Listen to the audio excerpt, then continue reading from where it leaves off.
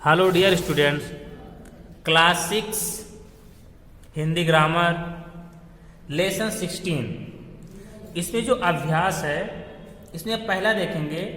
पहला दिया गया नीचे लिखे प्रश्नों के उत्तर दीजिए।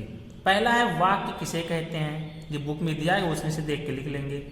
फिर वाक्य के प्रमुख आगे कौन कौन से हैं ये भी लिखेंगे, कौन कौन से हैं वो लिख लेंगे। फिर रचना के आधार पर वाक्य के भेद स्पष्ट कीजिए, जो भेद वो लिखेंगे। फिर मिश्र वाक्य का एक उदाहरण दिए, तो मिश्र वाक्य को एक एग्जाम्पल आपको देना है। फिर अर्थ की दृष्टि से वाक्य कितने प्रकार के होते हैं, उसको कितने प्रकार के होते हैं उनके नाम लिख देना। इसके बाद प्रश्नार्थक और निषेधार्थक वाक्य में क्या अंतर है, उदाहरण देकर स्पष्ट कीजिए। तो प्रश्नार्थक और निषेधार्थक जैसे पीछे बताया गया उसी के अकॉर्डिंग आपको इसे लिखना है, ठीक है। पीछे वाले चैप्टर में जो अंतर बताए गए हैं उसी के अकॉर्डिंग इनको जैसे प्रश्नार्थक और निषेधार्थक दोनों एक ही में करके लिखना है। प्रश्नार्थक में क्या होता है जिसमें प्रश्न पूछे जाते हैं, और निषेधार्थक में क्या होता है जिसमें नहीं का प्रयोग किया जाता है, यही इसमें अंतर है। ओके।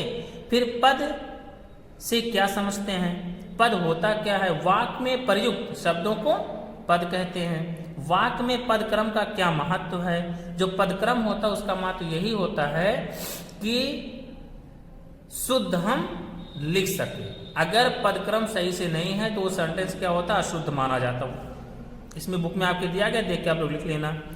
फिर सरल वाक्य से क्या समझते हैं, ये भी बुक में लिख लेना। फिर आश्रित उपवाक्य कितने प्रकार के होते हैं और कौन कौन है, ये भी दिया गया, आप इसको लिख लेंगे। ओके। इसके बाद नंबर 2 देखेंगे,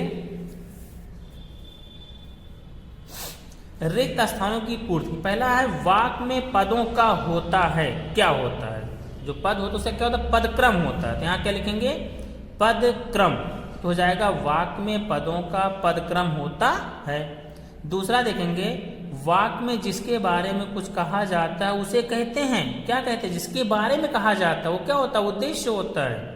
तो यहाँ क्या लिखेंगे, उद्देश्य लिखेंगे। तो हो जाएगा वाक्य में जिसके बारे में कुछ कहा जाता है उसे उद्देश्य कहते हैं। फिर है संयुक्त वाक्य में प्रधान उपवाक्य और समकक्ष उपवाक्य से जुड़े रहते हैं। तो एक प्रधान होता है, एक होता है समकक्ष उपवाक्य। वो जुड़ते किससे हैं, तो किससे जुड़े होते हैं, समुच्चय बोधक अव्यय। जब उसमें समुच्चय बोधक अव्यय लगता है तो उस समुच्चय बोधक अव्यय दोनों को जोड़ने का कार्य करता है। तो यहाँ लिखेंगे समुच्चय बोधक अव्यय से जुड़े रहते हैं।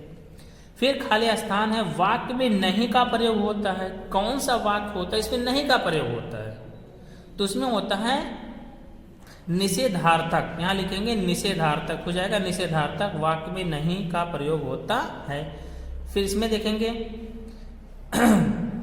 नेक्स्ट, वाक्य में प्रश्न किया जाता है। कौन सा ऐसा वाक्य जिसमें प्रश्न किया जाता है, तो क्या उसमें कहेंगे प्रश्नार्थक। यहाँ हो जाएगा प्रश्नार्थक, हो जाएगा प्रश्नार्थक, वाक्य में प्रश्न किया जाता है। इसके बाद देखेंगे नंबर 3, नीचे दिए गए वाक्यों को दिए गए निर्देश के अनुसार बदलकर लिखिए। बदलना इसको, जिसे दिया गया है साधारण वाक्य को संयुक्त वाक्य में बदलिए। इसमें देखिए 2 साधारण वाक्य हैं, इसमें इसको क्या करता है, संयुक्त में बदलना है। जो संयुक्त शब्द होता है उसी को जोड़ के हम बदल देंगे। ओके। जैसे देखिए इसमें दिया गया है, राज पुस्तक पढ़ रहा था किंतु मीना सो रही थी। जो किंतु लगाए समुच्चय को क्या है, संयुक्त, इससे क्या होता है, संयुक्त वाक्य बनाता है ये। फिर है मैं स्कूल जाऊंगा, एक वाक्य हुआ। दूसरा वाक्य हुआ मैं आज ही फीस जमा करूंगा। आप इतना ध्यान देना, जो संयुक्त वाक्य होता है और एक मिश्र वाक्य। संयुक्त वाक्य जो होता है वो दोनों वाक्य पूर्ण वाक्य होते हैं, और जो मिश्र वाक्य होता है उसका जो पहला वाक्य होता है वो अपूर्ण होता है और दूसरे वाक्य से वो पूरा किया जाता है। बस संयुक्त वाक्य और मिश्र वाक्य में इतना ही अंतर है। लोग कंफ्यूज हो जाते हैं कि संयुक्त वाक्य है या मिश्र वाक्य है। तो अगर आप इतना ध्यान देंगे कि जो संयुक्त वाक्य होता है उसमें जो दोनों वाक्य रहते हैं, दोनों सेंटेंस रहते हैं वो पूर्ण होते हैं। लेकिन जो मिश्र वाक्य होता है, पहला जो सेंटेंस होता है वो अपूर्ण होता है और दूसरा पूर्ण होता है। पहला सेंटेंस दूसरे सेंटेंस से जुड़ करके वो पूरा होता है। दोनों में बस इतना ही अंतर होता है। ओके। अब यहां देखिए, मैं स्कूल जाऊंगा, पूर्ण वाक्य हुआ। दूसरा है मैं आज फीस जमा करूंगा, पूर्ण वाक्य। अब इसमें जो जोड़ने कार्य करेगा तो क्या हो जाएगा, संयुक्त वाक्य हो जाएगा। अगर एक अपूर्ण होता है एक पूर्ण होता है, ये अपूर्ण होता है ये पूर्ण होता है, तो क्या हो जाता है? मिश्र वाक्य हो जाता है। ओके, समझ में आ गया होगा। संयुक्त वाक्य कैसे पहचानेंगे, मिश्र वाक्य कैसे पहचानेंगे। तो इस वाले में क्या लगा देंगे हम? और लगा देंगे। ठीक है, मैं स्कूल जाऊंगा और मैं आज ही फीस जमा करूंगा, बन जाएगा आपका एक वो संयुक्त वाक्य बन जाएगा। फिर शुभम सदा सच बोलता है, एक वाक्य हुआ। उसकी बहन सदा झूठ बोलती है, दूसरा वाक्य। इससे लग रहा है संयुक्त वाक्य है। अब खाली जोड़ना इसको हमें है, तो हम किंतु लगा देंगे। शुभम सदा सच बोलता है, किंतु उसकी बहन सदा झूठ बोलती है। ये समझ में आया सबको? इसके बाद देखेंगे खंड खा। इसमें क्या पूछा जा रहा है? विधानार्थक वाक्यों को निषेधार्थक वाक्य में बदलिए। अर्थात निषेधार्थक मतलब नहीं का प्रयोग आपको करना है। जैसे है कि मोहन विद्यालय जाता है, तो निषेधार्थक बनाएंगे, मोहन विद्यालय नहीं जाता है। इसी प्रकार इसको ही बनाना है। बंदर पेड़ पर बैठा है, तो क्या हो जाएगा? बंदर पेड़ पर नहीं बैठा है। दूसरा, लड़का बहुत समझदार है, लड़का बहुत समझदार नहीं है। आज वह स्कूल गया, आज वह स्कूल नहीं गया। इसी प्रकार से इसको बनाएंगे। फिर खंडगा देखेंगे। इसमें है निषेधार्थक वाक्यों को प्रश्नार्थक वाक्य में बदलिए।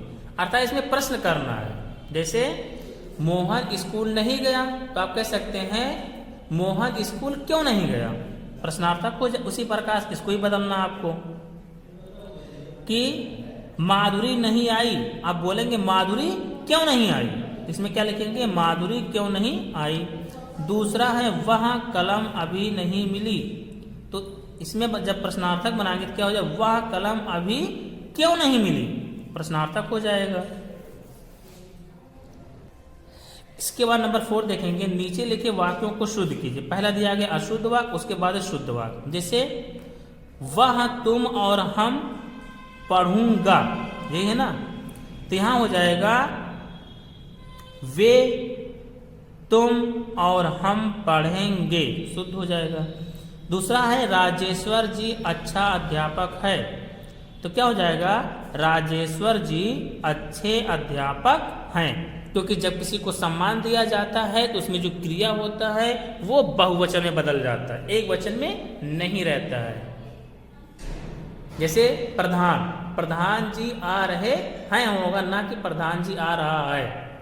ओके, ऐसे इसमें भी राजेश्वर जी अच्छे अध्यापक है नहीं होगा, हैं हो जाएगा। तो हो जाएगा राजेश्वर जी अच्छे अध्यापक हैं। तीसरा देखेंगे। इसमें दिया गया एक बैल और 2 बकरियां चर रहे हैं। इसमें क्या हो जाएगा? एक बैल और 2 बकरियां चरते हैं हो जाएगा। फिर है 4 गाय और 1 घोड़ा आ रहे हैं। इसमें क्या हो जाएगा? 1 घोड़ा और 4 गाय आ रहे हैं, तो गाय ना होकर गाय हो जाएगा। तो हो जाएगा 1 घोड़ा और 4 गाय आ रहे हैं। क्योंकि 4 ऑलरेडी गाय को बहुवचन में बदल रहा है, तो हमें वहां भी बहुवचन लगाने की आवश्यकता नहीं है। तो डायरेक्ट हो जाएगा कि 1 घोड़ा और 4 गाय आ रहे हैं। इसके बाद है ये देखेंगे मैदान में अनेकों बच्चे खेल रहे हैं। जब अनेक हम लगा दे फिर बच्चे लगाने की आवश्यकता है। बच्चे लगा सकते हैं। इसका क्या हो जाएगा? मैदान में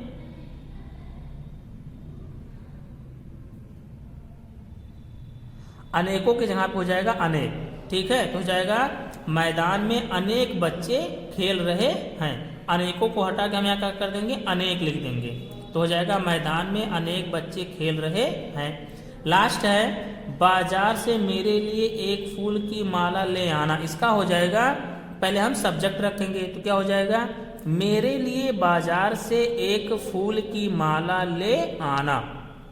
ओके, आप सभी को समझ में आ चुका होगा कि सभी जो इसमें क्वेश्चन है किस प्रकार से इसको हम हल करेंगे, कैसे लिखा जाएगा।